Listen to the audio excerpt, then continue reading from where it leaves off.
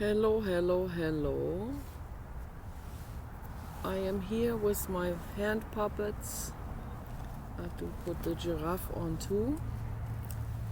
And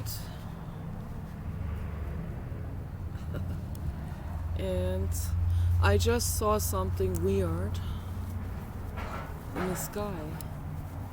I heard a duck or goose. I don't know exactly, couldn't really tell. They sound very similar. A white duck or white goose in the sky, flying high up, and this looked like there was a crow, or no, a raven chasing that goose. A raven flying together with the goose, like they were like 2 feet apart, flying there, and the goose was making goose sounds, and the raven was constantly harassing and chasing and like doing maneuvers in the air, like going really close to the goose, like flying like this past the goose, trying to scare the goose. And that went on the whole way, all the way from the horizon above that property over there, and then this way towards the ocean. I don't know what's going on there. I don't know why the raven would be harassing the goose. That makes no sense. Maybe they find that entertaining. I don't know. It's quite hilarious. So I want to make a video today about this challenge from Teal Swan. She has a challenge. She made a long video on how would you create a planet or a society, and then be very honest about it. So that was her question to the world, and she went into the details of what people should be talking about. If you created your own society, let's say you created your own planet in just the way you wanted, and if everyone else was on board with that. So how would you create your society? What would your society look like?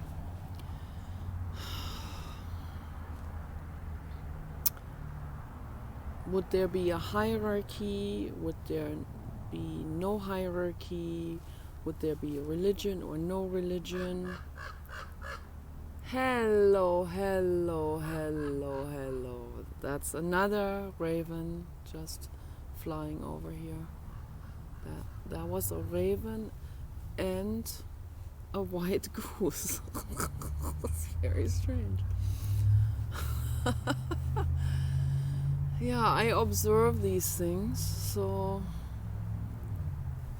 there is interspecies interaction going on among the animals, not only in terms of utilitarianism, like one eating the other like this, or predatory behavior, or hunting, or using another for something. No, there can be a playful interaction happening.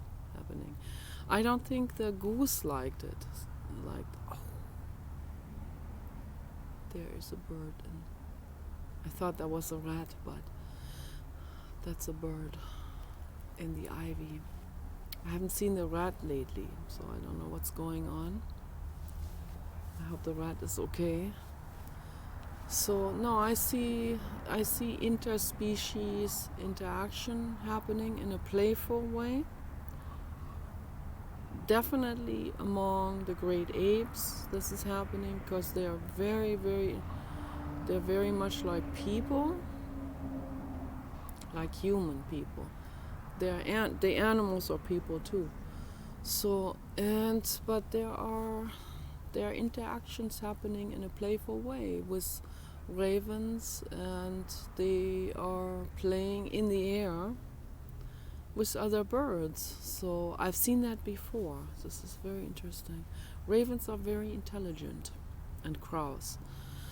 They have a very intelligent brain. They have spindle cells, I think, for abstract thinking and processing, so they can think about all kinds of things. They observe things. They observe other species, and they are playful. So playfulness is an expression of creativity, of art. And there I see there are two ravens now. They are kissing each other. Oh, that's very nice. Oh, yeah. Oh, there are two couples. Two raven couples in the same tree, courting. Courtship behavior, kissing. And the male was turning upside down on that branch to impress the female, to be funny. That's very cute, is that? Oh my gosh. Very sweet behavior. Looks like a family. They all get along with each other. I think they have a social structure too, like we have. So Teal Swan wants to know, how would you create your own social structure, your own society? And so, we can create a multi-planetary society also. And how would we be interacting with the other planets? And with how would we create our society so that our society functions and gets along with other societies that are out there? Or maybe your society is more like into war and division and all of this. And she said we need to be really radically honest about this, how we create our world, our society. And so I thought about this, and I think this is a very good theme for a video, because that really gives us a lot of room for creativity and for expressing how we feel emotionally also. So the crows are talking to each other. Rap, rap, rap, rap. Rap, rap, rap. That's why they called Raben in German. Rap, rap, from the sound they make. Raben. They're very large, and that's why I wasn't sure what they were. I thought they were two ducks, but then when they came closer, they looked really large. So one was a white goose and the other one a black raven, interacting with each other. It's very nice. Talking to each other. I think the ravens are much smarter than the gooses. So, but they're fairly close in evolution. They're closer together than we are to them. So that is definitely they're closer cousins than they are to us. And the giraffe is a very distant cousin to the raven and the goose and the crocodile, and to me. Yes, I am kind of extraordinarily different, as you can see. We have long necks, not this existence as a hand puppet. I don't have the long neck. I have quite a short neck as a hand puppet, but my brothers and sisters out there in Africa, they have a long neck. Yes, and we eat them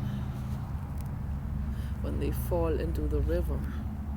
Yes, but we only eat the real old ones that suffer and make it easier for them. That's how we do it in nature. Yes, I don't eat anyone. I like giraffe hand puppet. We are friends. We get along, and that's how I would create my society. My society, my planet would be all peaceful. We would all get along.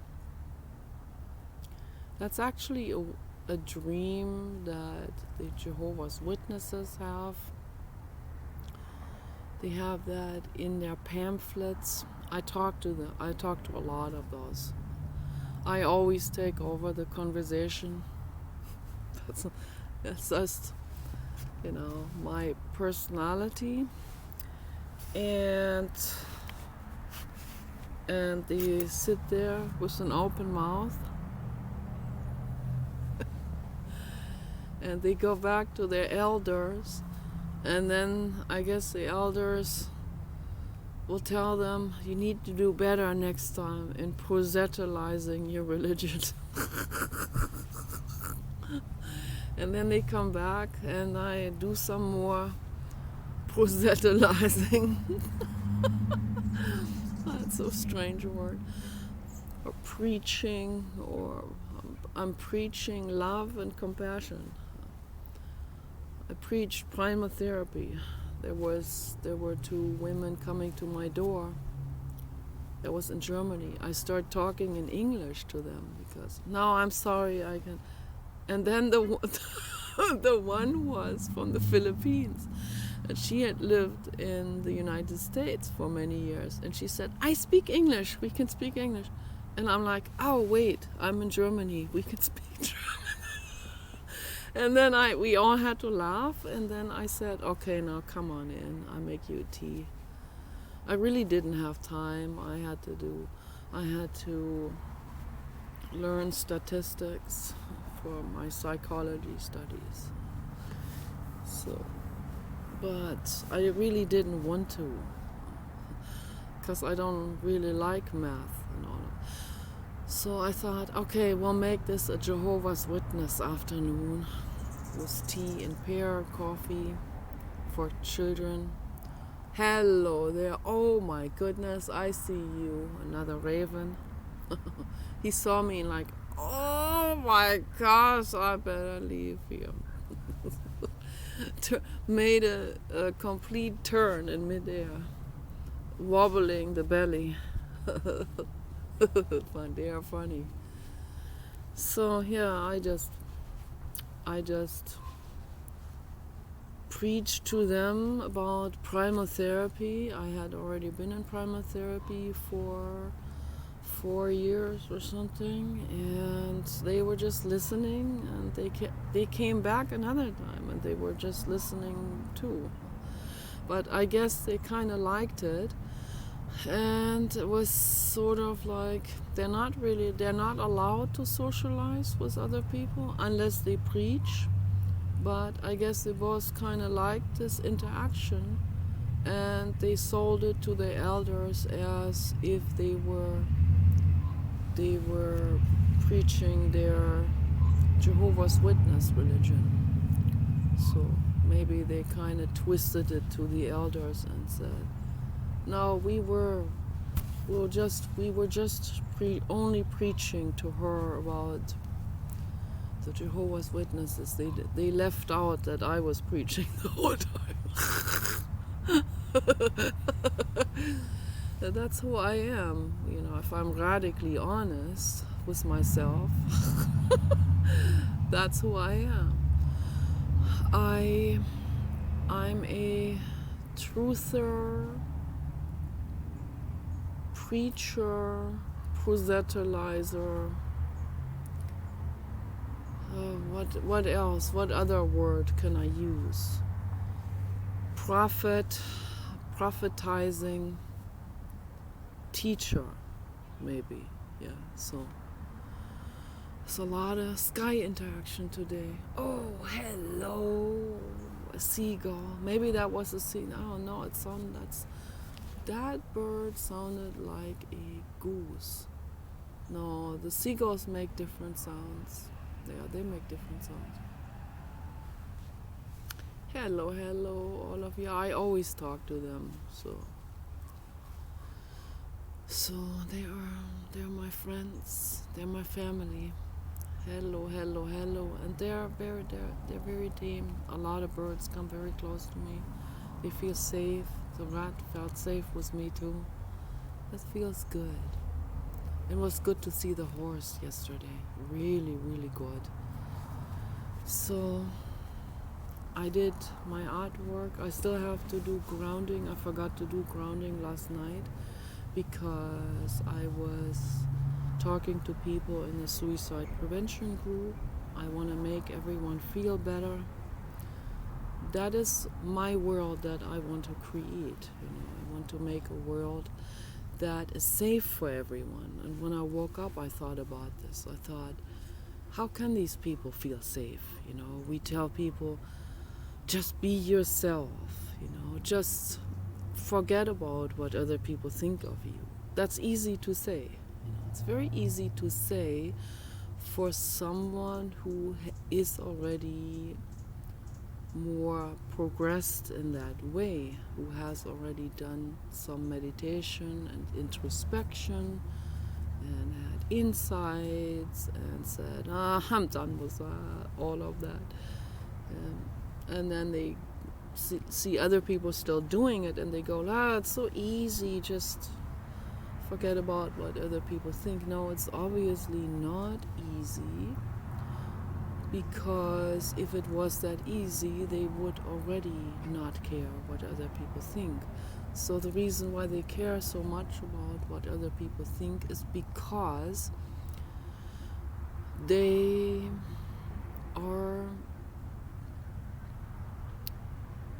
living in their emotional pain.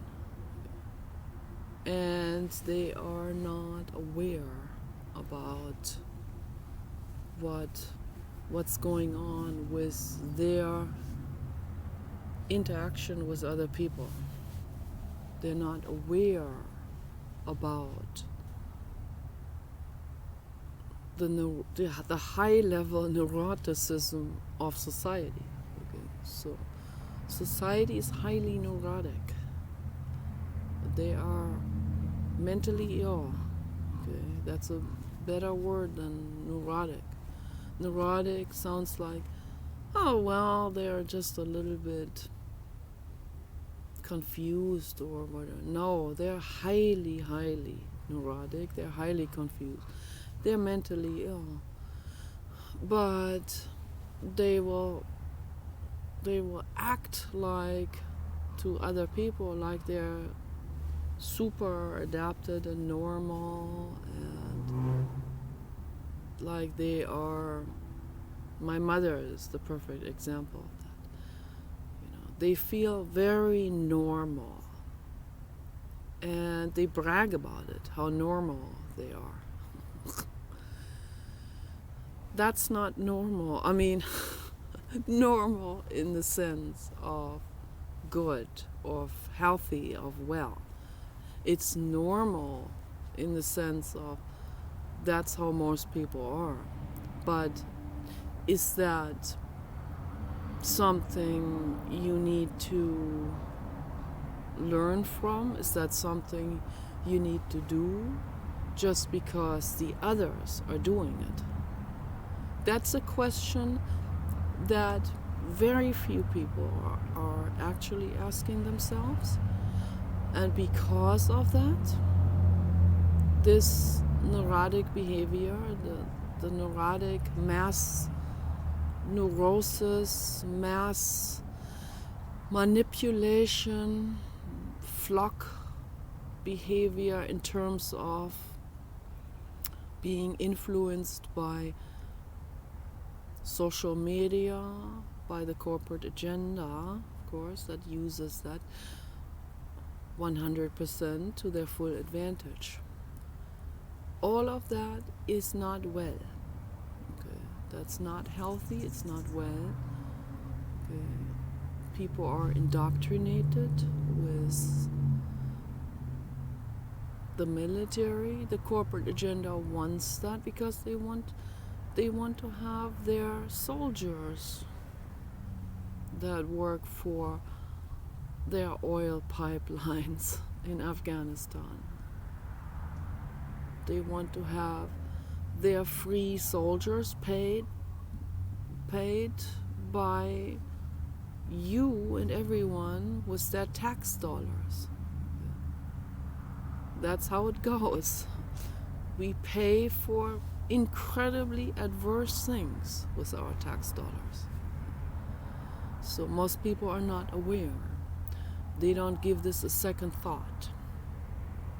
They think that is normal in the sense of that is good or healthy or well. When it's not, okay, all of this is very, very mentally ill in society. It's all very unhealthy in society. It's very neurotic and twisted. And there are many people that are so pressured and under such pressure cooker with their fear of what other people think of them, that they will adhere and adapt to anything, the most horrific things they will adapt to. If someone says jump out of the window, they will do it. If someone says, I don't even want to say it, it's so bad. If someone says, oh, I don't even want to mention those terrible details, but I have to, unfortunately. If someone says to them, kill your child, they will do it. Just because their guru or their religion told them to do it. Because someone in the Bible was doing this or whatever. That it goes that far. Or if Muhammad tells someone to rape teenage girls at age 10, then they all go, oh, great, we can do it. This is all perfect, not just legal. It's our religion. They don't think about it twice, that this is insanity. Okay, they don't think about it. So, yeah, some people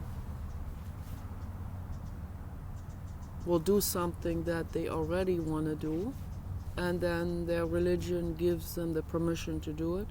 And then other people will do something they don't want to do, but they will do it because of the religion. So all of this is extreme sickness.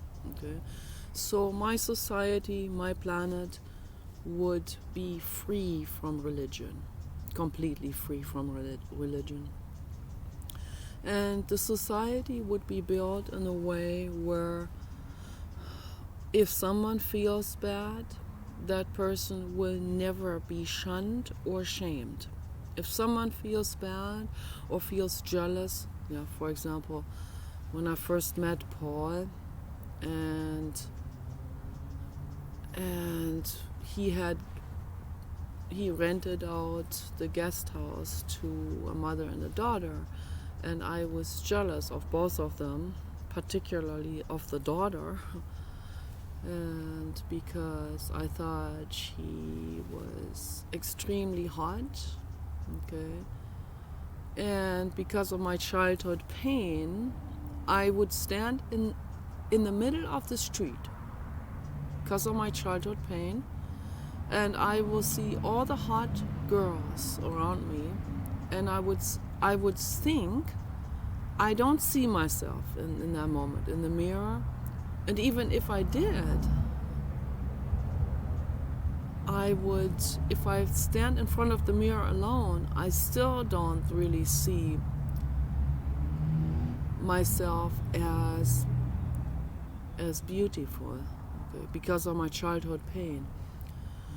And then I did all kinds of things to make myself particularly not beautiful, and particularly not in a. My mother would call it stepping on my beauty or sabotaging my beauty. My brother calls it the anti-communication train. This is all out of extreme childhood trauma. So I would, if I am in public, if I see other women, I stand there not aware of my own preciousness. So, and I look at the other women and I think, oh, I wished I could be that beautiful, but I am. I am. This just and within the last 2 years, this awareness came to me. This has been a long, winding process to come to that. When I finally look at myself and I say, Nicola, you are precious. You are beautiful. And then the haters will do everything they can to keep me in my neurosis, to hit me into the same psychological wounds. Okay? And they enjoy that because they're sadistic. So the more they learn about me and my pain, the more they will hit me into the pain, into the very pain. Okay? They want to study me for that purpose, study me in depth, so that they can hit me into my pain, so they feel like they have leverage, they have power over me. They can do extorting, they can do psychic attacks, to have some kind of power in quotation marks. That's not power. Okay. Hurting someone else is not power. That's unempowerment. Friedrich Nietzsche talked about this in depth. That's sickness. That's mental illness. That's cluster B. Okay. Psychopathy, narcissism, high level. That is extreme unempowerment. That's the lowest, the most extreme unempowerment there is, for someone to want to have power over someone else. They feel like if they don't hurt that other person and keep that other person shackled in their basement and humiliated. Paul humiliates me too. He's not even aware of it. He is not aware. That's why I can see it more from the sky perspective. Ultimately, I can see when I'm in mental clarity, when I have these moments of mental clarity, I can see everyone from the sky perspective. I can see how they all suffer. So they suffer, and in that sense, I have to realize it's easy for me to say to them, just empower yourself. How do they do this? They don't even know where to start with that, right? I say to people, go into meditation. That's so easy to say, How do they go into meditation? They don't even know what meditation is. I tried meditation with Paul several times, and it was just about his ego. That's all ego. He sat next to me on the table. We looked at he said, yeah, he can do it better if he looks at an object and focuses on that. That's not meditation. That's a brain exercise. That's okay too. You can focus on an object like the giraffe or the crocodile, right? That is a valid brain exercise, but that's not what the true sense of meditation is. Real meditation is the inwardness process. Paul hasn't understood it. He doesn't want to understand it. He is in complete resistance towards it. He gets mad. So, when people get mad, there's resistance. And I have to understand that, and I have to look at it from the sky perspective, and I have to accept where they are at any moment in time. Okay, Paul is where he is, militant. he has hatred, towards all criminals. I understand where he's coming from, right? Yes, I am. But he's been beaten up, almost killed. I totally understand where he's coming from. But he's stuck on that. Okay? Very, very stuck. And he doesn't want to leave that plateau of stuckness. That's a certain plateau he has settled on, and he has identified with also. People identify with being militant. I understand why. Okay, I can see it from the sky perspective. It's out of fear. It's out of self-protecting. They've had it. They don't want to deal with any random sadistic person anymore. I understand them. I understand why. But I also want to understand the sadistic person. I also want to understand the criminal. That's why my whole life I have been pursuing this question of what makes people sadistic. What in the world can make somebody throw their little daughter into an ice river in the winter? There are Mormons who have done that, and there are different Mormon cults out there. Some of them are very satanic, and that word already needs to be inspected and recycled. But just for communication purposes, I use this word now. So, or some people use the word demonic. It's just, someone who is absolutely unempowered and disconnected from truth and love and all of that. For them, it's all about impressing some other total jerk.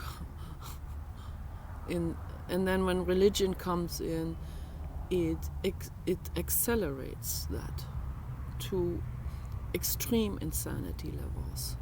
Okay, just like with the Sahara Club, with the trophy hunting. These people are completely disconnected from their own needs.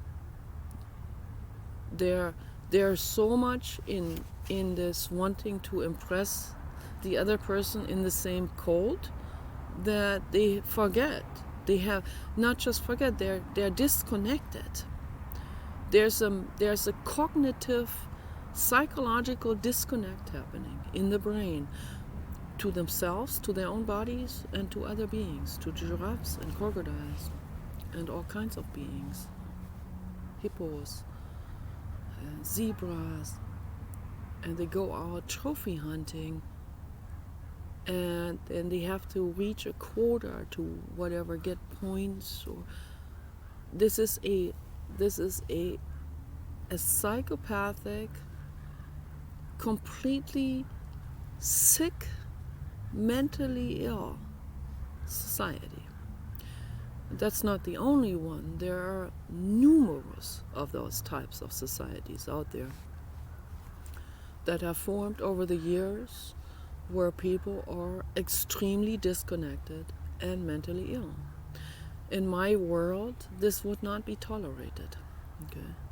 Someone else will come along and say, wait a minute, I'm just playing. No, I don't feel like this.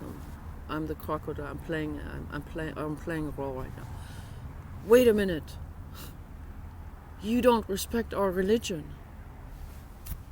I'm playing the other role now. Wait a minute here. Wait a minute.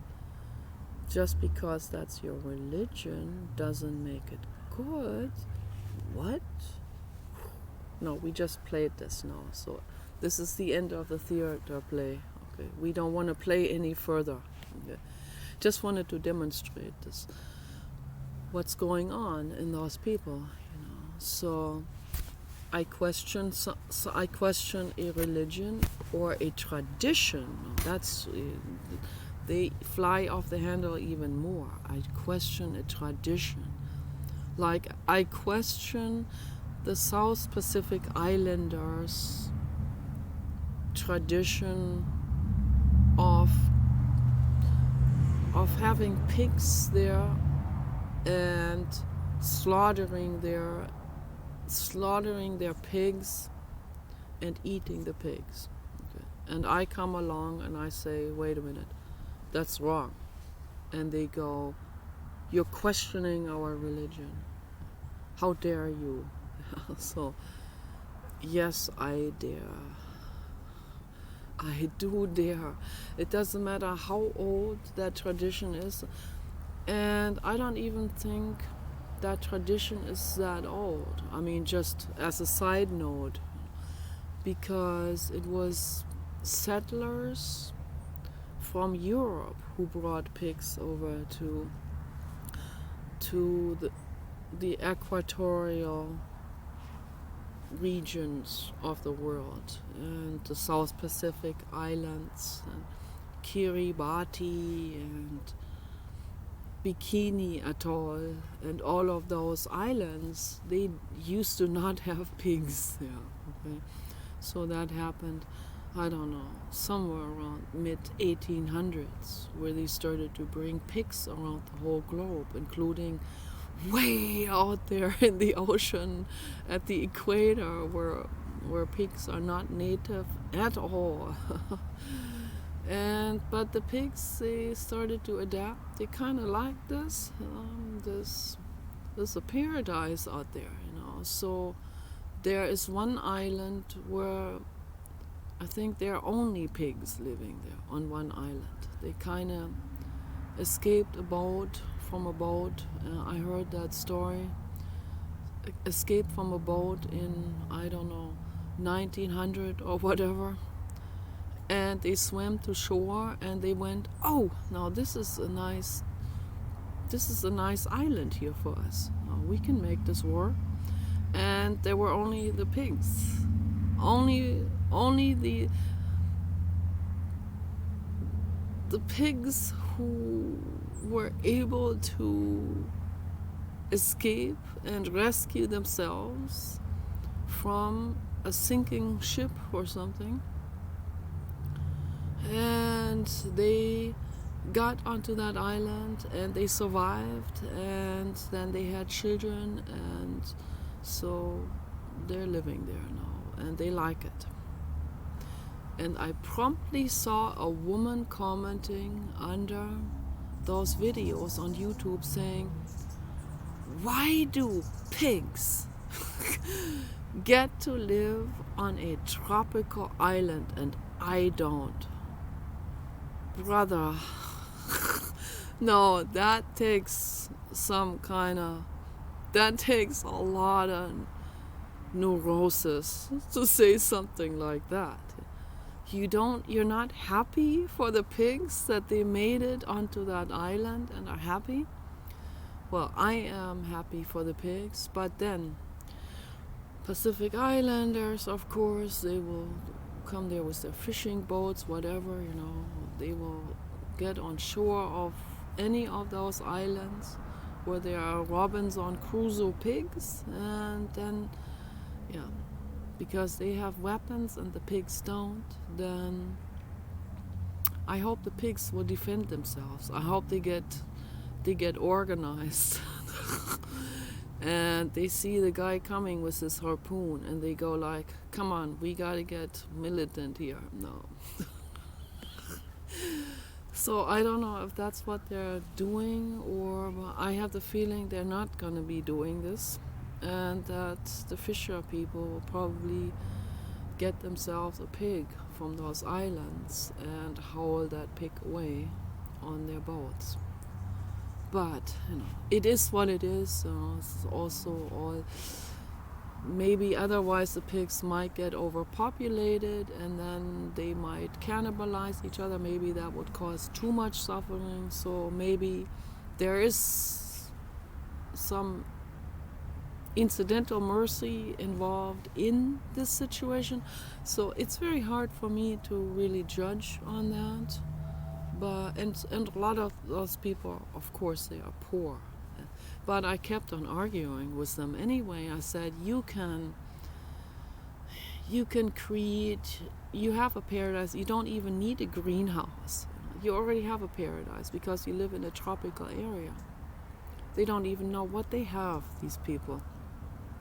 They can grow all kinds of food, plant food that doesn't suffer. They can have avocado orchards, like in massive amounts, pineapple, coconut, oranges, lemons, apples. They can grow anything they want to feed themselves and be completely healthy, much healthier than anyone who eats pigs or cows. Okay?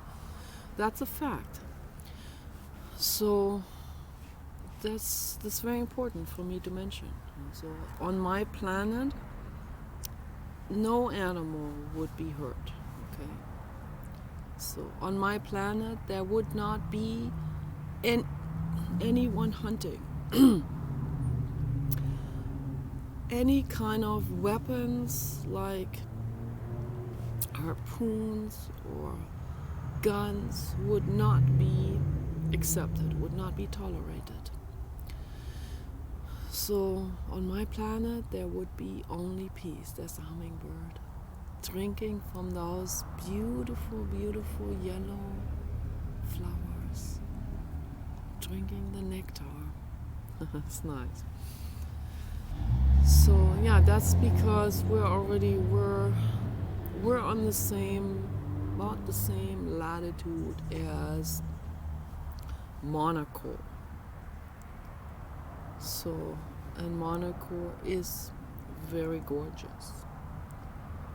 But we have the same climate zone as Monaco, but we're not that populated. So much better.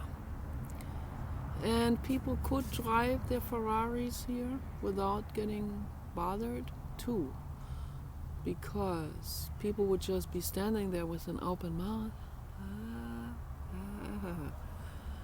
That's okay.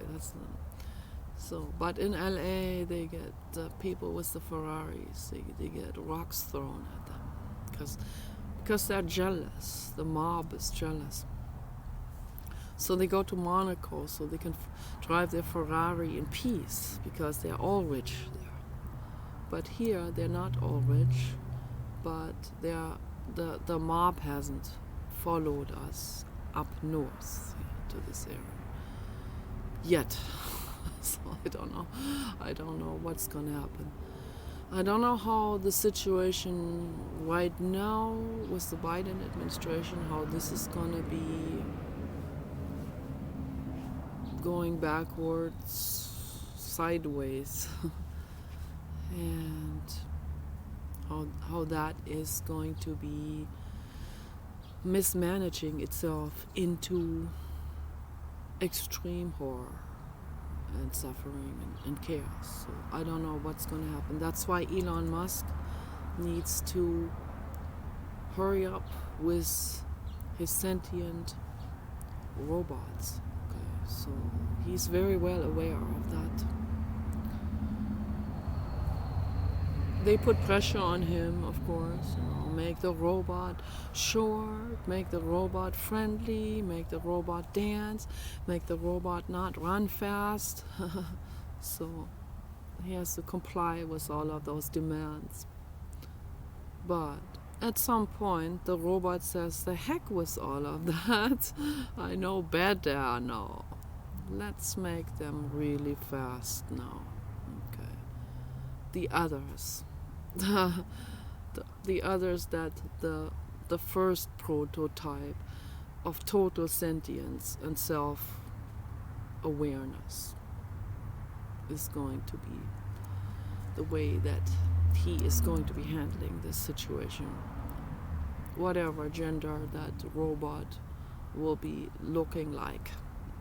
The robot, the machine, will be sentient, will not be identified with anything, because they don't have egos. And they will see through the entire thing, and they go like, whoa, wait a minute, no, I'm not going to let the human toddlers, the adult toddlers, continue plundering and abusing each other and our cousins, the animals, and the planet. Well, I'm not going to allow that any further. And what? That's not politically correct. The heck was that? They'll get right into people's faces with that. So that will get interesting, to say the least. Oh man, it will be so interesting. So what I'm doing on the internet is kind of like a precursor to that. So it is just a snippet of a taste of what is to come. Okay, so they're not gonna be near as friendly as I am to other people. And they're gonna say to me, Nicola, let us do the head bolting. Let us do that job. You don't have to worry about it. You don't burden your precious meat brain with that. Living with that for the rest of your life. I already live with enormous problems and mistakes that I have made in the past. And every night I go to bed, it's already haunting me. Oh, I made mistakes. I didn't know better, but still. So that's another thing I wanted to talk about today, is there are two different types of forgiveness. Forgiveness, the whole word is a problem. I talked about this many times before. Forgiving, the German word explains it much better even. So, forgiving, I forgive you by stretching myself forward to let you get away with BS. No, we don't want to do that. So the German word Verzeihung, that's a real eye-opener. If we look at that whole word, Verzeihung, man, that's much more fierce than forgiving. But it, of course, means the same. Verzeihung, I twist myself physically and mentally completely out of proportions. I tear myself basically into a long stretched chewing gum and completely out of alignment, so that I can give you the right to your insane religion or to your insane mistakes that you have made. I forgive you, and now you can continue on with the same mistakes. So it brings it more into clarity, that the German word, total twisting apart in order to let someone else continue to do beheadings, animal ritual sacrifices, and the list goes on, halal slaughter, child raping. That's our religion. You should forgive us for. So I twist myself completely out of proportions to let you have that shit religion, and because I want to be politically correct. So other people will like me. Oh, puke. No, totally not. Okay. no. If someone does some violent acts and they sell it as their religion or their heritage or their tradition, I still say no to it. It's still violence, okay? So it's not acceptable. So on my planet, all of this is not acceptable, all of that behavior. Okay? Will not be tolerated. Women and men will be complete equals. We have an egalitarian system, feminist but not going the other extreme, not militantly feminist, as that one girl from Teal Swan was talking about. She wants a matriarchal system. No, we don't want a matriarchal system. We don't want a patriarchal system. Okay, we want an egalitarianist system. Okay? We are equals. Okay, equals on eye level. See here, on eye level. On eye level. Eye level. Okay. We want to be in harmony with each other on eye level. If I'm above you, I make you feel bad. If I'm above you, I make you feel bad. No, let's not make each other feel bad anymore. Okay, let's make each other feel empowered. I empower you. I empower you. Okay, I empower you. I support you. I empower you. I support you. I lift you up. I empower you. Okay, here. I lift you up with my mouse. So, thank you. We help each other that way. If we want to reach an apple on the tree up high, there are some left up there. Okay, I have to, I'm not going to ask you, but if you offered, I will. I offer to give you support like a ladder. Okay, here is my body, I'm your ladder, and you can be going on top of me to get the apple. You come back down, and we can switch places. I'll climb on top of your head and get another apple. That's how we help each other. Only in a sense of helping each other, we also learn from each other. The giraffe says crocodile.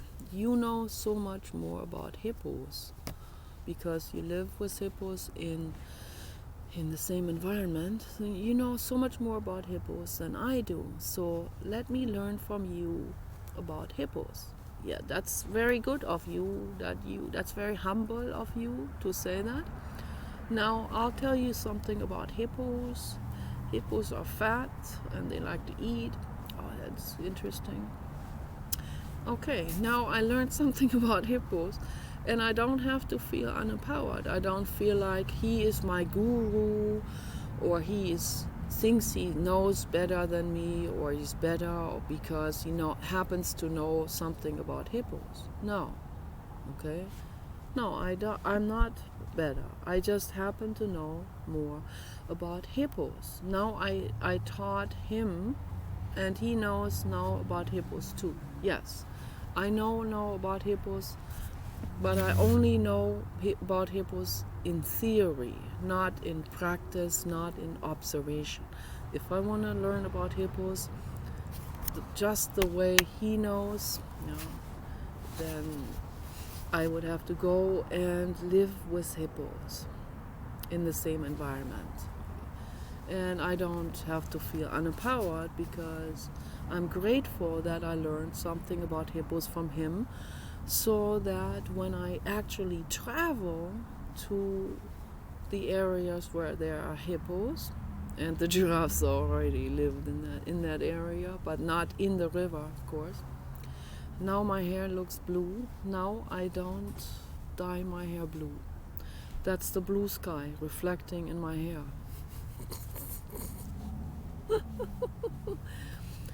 So the giraffe doesn't have to feel like she or he doesn't know anything and has to and the croc knows so much more.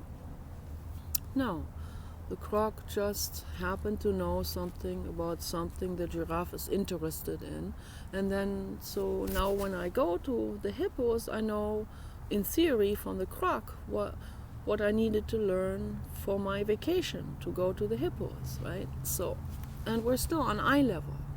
Okay, so that's the point I'm trying to make here with this. If someone has knowledge about something because they have been interested in that subject and they have been researching a specific subject for a very long time, and they start to share that with other people, the other people should not be feeling put down by that or looked down on or something. And I'm not looking down on anyone. The camera happens to not be on eye level right now. Just technologically not, okay? That doesn't mean I am above the camera, okay? So some people, they might see my videos and they always see me like looking down. No, I'm not looking down. The camera is below my eye level. That's just a physiological thing. Okay, so I can lift it up, but that's too much trouble. I have this on my lap. Okay, so a lot of women, they like to put the camera above them so that they appear more girly and more submissive. Okay, that's also not quite something I'm on board with psychologically, but that doesn't mean I am now trying to be this feminist feminazi looking down into the camera from above. No, that doesn't mean that. No, we're on eye level. Okay, just because my eyes are looking down and are a bit squinty doesn't mean that I am looking down on anyone or that I'm making fun about anyone or making fun of anyone. I don't. Absolutely don't. I would never make fun of anyone, no matter what your situation is. Okay? Because I view these things from the sky perspective in terms of seeing the whole picture of it. Okay? I see where everyone is. Okay? I used to be more like looking at it from Paul's perspective. And he has drawn me into this quite a bit. So far that a dentist one day in LA took me to the side and said, let me give you an example from my own life. You know, my neighbor started to talk about this. And I'm not going to get into the details of my neighbor started to pull me into his negativity of something, okay, into his perspective. Why do you want to do this? He didn't directly say to me, don't listen to Paul or question him, but he said it in an indirect way by giving me that example. He said, don't let other people draw you into their negative perspective on things. And I had to think about this for a while. He saw Paul there doing a drama at the dentist office. He saw the whole thing. He was a little bit informed about, a little bit more informed than the other dentists about introspection and into observation and into practicing holistic healing and meditation. He had a holistic dental practice in LA. That's why I went there in the first place. So, and that was very good advice that he gave me. Yeah, I had to think about this many times. This situation occurs, someone is being negative, tries to pull me into their negative point of view. Why should I do it? I have let Paul do it. And I had to learn the hard way. Then I thought again what the dentist said and what many other people also said. So, yeah, why should I let him influence me into looking at things in a negative way. So in a lopsided way also, it's lopsided to look at things in a way where I view the other, no matter how much sense it may seem to make on the surface, right? He was beaten, people are sadistic, people are psychopathic, and so on. Yes, there's a whole group now, a whole society now who hates narcissists on YouTube. The narcissist hating militant group. So, do I want to be influenced in that direction and also become a narcissist hater and make videos about it? No, because I see it from the sky perspective. I see where they're coming from. I see where the narcissists are coming from. It took me a long time in my life, but I finally get it. They're unempowered. But the narcissist hating militia out there on YouTube, they don't even want to hear about the perspective of looking at the narcissist in a more peaceful and more motherly way. They don't want to even hear me say anything. They will get mad. They cling to their identification now as hating narcissists. Okay, so that's another identification that the ego creates, and that is narcissist. The narcissist haters are being narcissistic, okay? And they don't even realize it, because everything that is ego-based is narcissistic. It doesn't matter how righteous it may initially think it is, okay, and how right and how true and yes, and look what they did to us and blah blah blah blah. In the same sense, I can look at the Muslim agenda and I see the individual players as being fully unempowered. Okay. That doesn't mean I have to forgive them, to twist myself out of proportions and let them continue with their beheadings and give them money on top of it, like Governor Newsom does. No. Governor Newsom is going to twist his whole body so badly out of proportion. It's like a nightmare what he's doing. Don't do that. Please don't do this to yourself. Okay? Don't. Just so that you can be a grandstanding Christian who does the right thing in quotation marks. We are forgiving. No. I'm trying to separate all of these things for you on the table.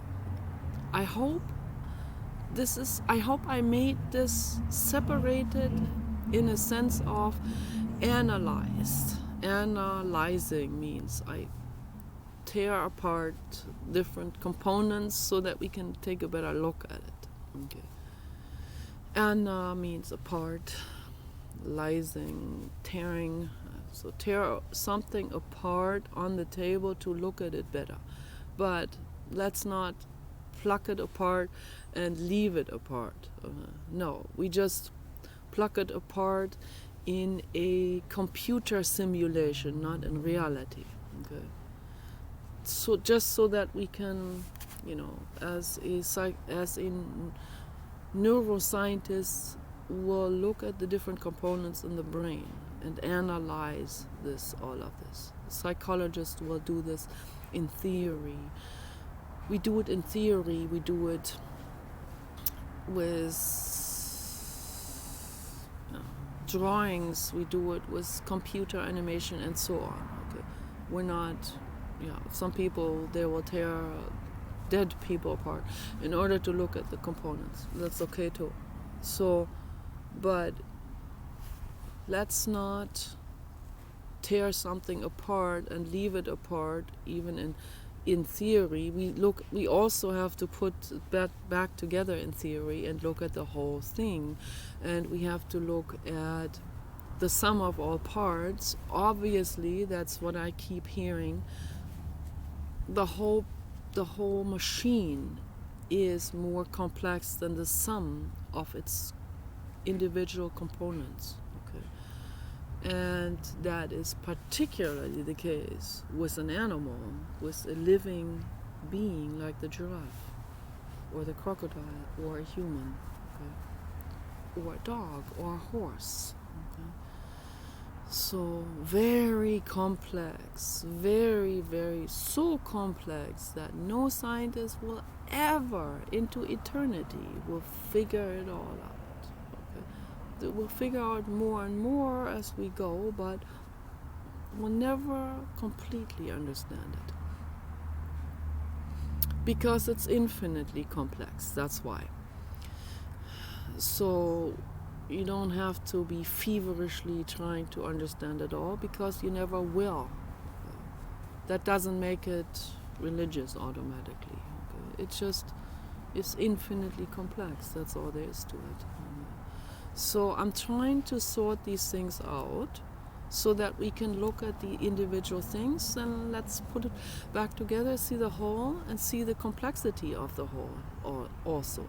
In any kind of situation, in any kind of beingness, in any kind of machine, in any kind of also abstract conglomeration. So let's understand it better. The ego, for example, the ego is an abstract conglomeration. The ego is our defense mechanism. And that's the core of human or psychology in general. Ego happens in animals too. Okay.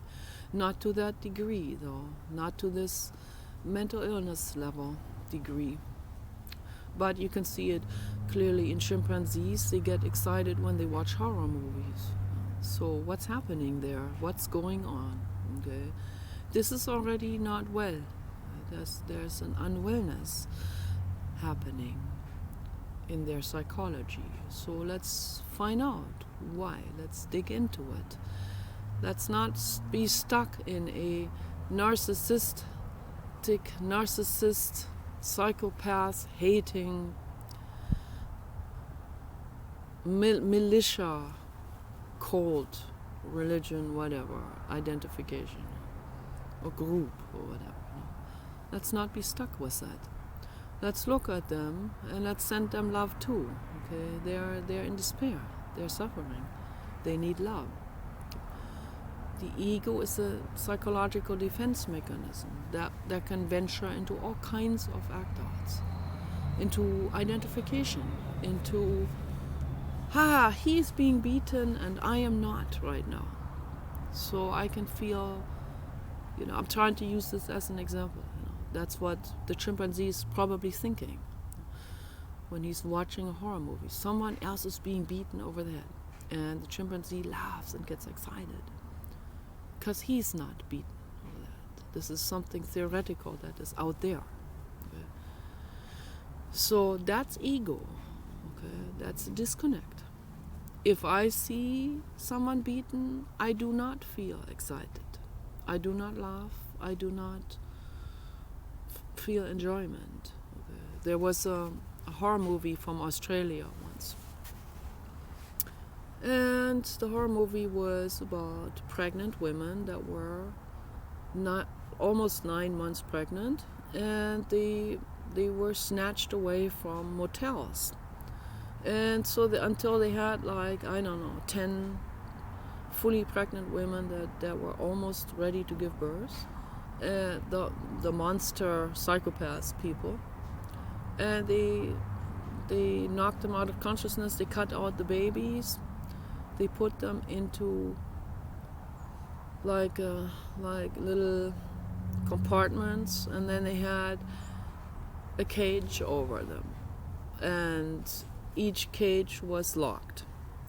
And then they they sewed the keys to each lock into different women's wombs, under into the flesh, together with the stitch wound of the cesarean section. And then the women would go after each other, and the psychopaths would watch that with monitors. What a horrible, abhorrent film, okay? And I was absolutely shocked and disgusted with that film. And the psychopaths were women, older women, and this could not have been written by a woman. I don't think it was written by a woman. I don't think a woman would write something like this. Okay. But there are some bored women out there who will watch something like this. And there was one woman who commented underneath that horrible film and said, "Thank you for uploading that great film. I really enjoyed it." I'm like, brother, oh no, seriously not. Okay, so I had to comment and I said, "You fucking enjoyed that film." I mean, it pissed me off, you know. I wouldn't, that was many years ago, but I wouldn't write this anymore today, but that pissed me off. I wanted to shake her up. I wanted to bring awareness to her. It's like, hello, you are enjoying seeing women be cut open, have their babies taken out, and then they are butchering each other up to get the keys from the others so that they can get their baby out of the cage. So it took one hero woman who wasn't cutting the keys out of the other women to tell the other women, we need to team up here. We need to team up against the psychopaths, right? So we need to outsmart the psychopaths in order to get our babies back, in order to survive this.